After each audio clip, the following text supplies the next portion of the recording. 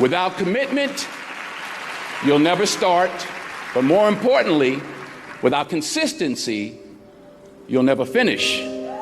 It's not easy. If it was easy, there'd be no Kerry Washington. If it was easy, there'd be no Taraji Henson, P. Henson. If it were easy, there'd be no Octavia Spencer. But not only that, if it were easy, there'd be no Viola Davis. If it were easy, there'd be no Michael T. Williamson, no Stephen McKinley Henderson, no Russell Hornsby. If it were easy, there'd be no Denzel Washington. So, keep working, keep striving, never give up, fall down 7 times, get up 8. Ease is a greater threat to progress than hardship. Ease is a greater threat to progress than hardship. So, keep moving, keep growing, keep learning. See you at work. We tend to base our self-esteem on what other people think. And that's not really self-esteem. Self-esteem is supposed to be how we feel about ourselves. And I was just saying how dangerous it is to allow other people to determine how you're going to feel about you. And it's kind of like looking into a broken mirror. You're going to look in a broken mirror and then change your face to try to look good in this defiled, busted, broken mirror. And it just, other people's opinions is a really shitty way to determine how we feel about ourselves. You'll never see a U-Haul behind a hearse.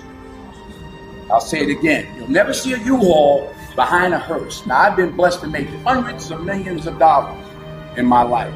I can't take it with me, and neither can you. So it's not how much you have, it's what you do with what you have. And we all have different gifts. Some money, some love, some patience, some the ability to touch people, but we all have it. Use it, share it. That's what counts. Not what you're driving, not what you're flying in, not what kind of house you bought your mama. Dreams without goals are just dreams, and they ultimately fuel disappointment. Goals on the road to achievement cannot be achieved without discipline and consistency. I pray that you all put your shoes way under the bed at night so that you gotta get on your knees in the morning. The one thing I'm the most happy about in terms of my career is the fact that I got there with the grace of God, first of all, but short of that, I got there just by working hard, not partying with the right people, not compromising myself in any way or cutting any kind of deals, just by working hard, just by plugging along, sawing wood, as I like to call it. I'm a 20-year overnight sensation. I don't get life mixed up with making a living. I was there for all 4 of my children being born. When the first one was born, I recognized the difference between life and making a living. Their life, our family is life. Acting is making a living. What do you think the biggest difference between doing a play and doing, it's a cliched question, but I'd be interested to know your answer. I think a part of what Viola just said is that you get to dig deeper and you get another day. Right. And you get the energy. Mm-hmm. You do a movie and it's 200 people that are used to it and they don't care and everybody's doing their job and it comes in a theater somewhere and you're picking your nose at home somewhere, clipping your nails. There's no energy. Right. When I was on Broadway 5 years ago with Julius Caesar, I made a decision to sign autographs every night. I don't know what I did. Oh yeah, it ain't happening this time. No. Only as I rub my knees, only because my knees are bad, it's hard for me to stand. But. And why did you decide to do that? Well, I wanted to say thank you. It was my way of saying thank you. And the first night, it was like 5,000 people out there. I said, okay, wait a minute. Everybody who has playbills from our show. So, yeah, because it was like people were just wandering up the block. I was like, wait a minute. I forgot I'm on, 42nd Street, Times Square. I was like, wait a minute. But honestly, you were signing for weeks. The energy, and I was out there an hour and a half every night, every show. But the energy you got back, the stories, the 5 little old ladies who just drove in from Detroit. And I'm like, well, what y'all doing tonight? They said, we getting back in the car, baby. We got to go back tonight. Wow. And you know, a little 84-year-old lady was like, baby, if I was 3 years younger. Oh, true story. True story. Then we had, and I say this also because I hope it happens with this play. We had some high schools come. We had one school from somewhere, I forgot where, and they were doing Julius Caesar. And some young kid was like, well, you know, my Brutus is a bit different. He's more the classic stoic. But it was great to engage and exchange with these young people. There was an energy. I got more from it than I gave to the people that I signed for. That's, you know, you don't get that. You know, the odd thing about success in film is the budgets get bigger, you make more money, but they become more formulaic. So you don't get the opportunity. So God willing, if I stay around long enough, this is what I'm gonna be doing. You know, you're always affected by opinion, but the more opinions there are of you, of me, the less I look at them, because I just can't live my life based upon what other people think about me. So I can't concern myself too much with what other people think. You know, it's just not healthy. I don't think I could continue to do what I do if I was constantly worrying about what somebody thought about it. And anything you want good, you can have. So claim it. Work hard to get it. When you get it, reach back.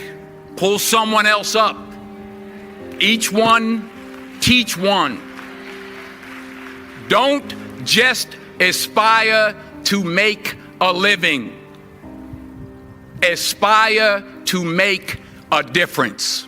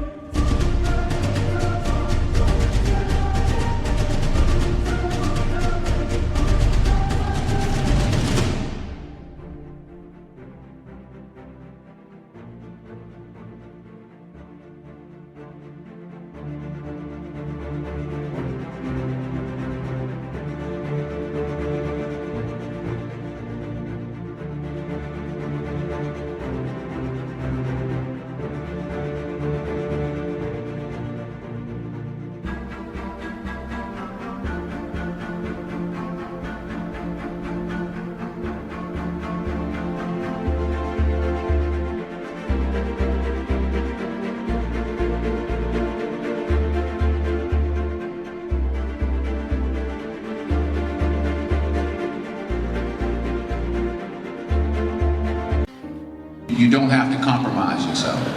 You know, if there's something you don't feel good about, then don't do it. The most important choices I've made was to say no.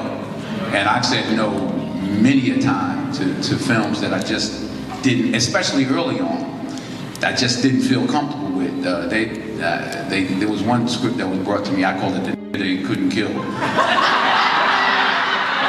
they were like, he was accused of raping this white woman in the 40s, and they tried to hang him, but he didn't die. And they tried to electrocute him, and they were like, it's a comedy. I'm like, it ain't funny to me. So I actually called Sidney Poitier, who I was fortunate at that time to instill, to be able to call. And I said, you know, this movie, I'm sick. And they offered me $600,000 to play The They Couldn't Kill. That's what I call it. I wasn't there. And he said to me, and I'll say this to you, he said, the first 2 or 3 or 4 films you make in this industry, Denzel, will determine how you proceed. He said, I'm not going to tell you what to do, but remember that the first 3 or 4 or 5 films you made will determine how you proceed. I turned it down. I turned the money down. I needed the money. I turned it down. 6 months later, I got Cry of Freedom. So stick to your guns. If you don't feel like you should do it, then don't do it.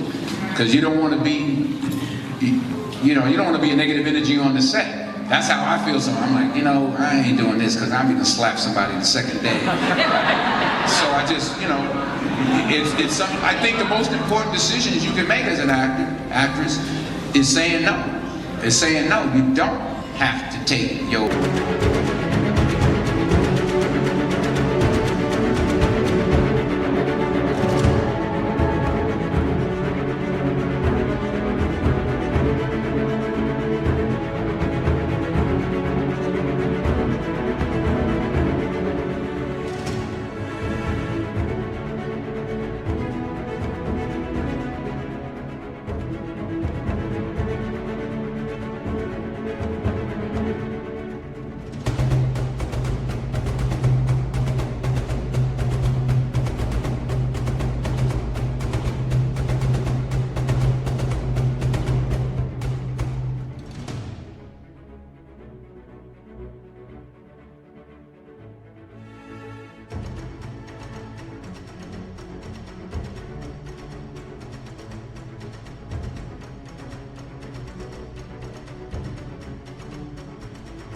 Clothes off. If you don't want to, then don't do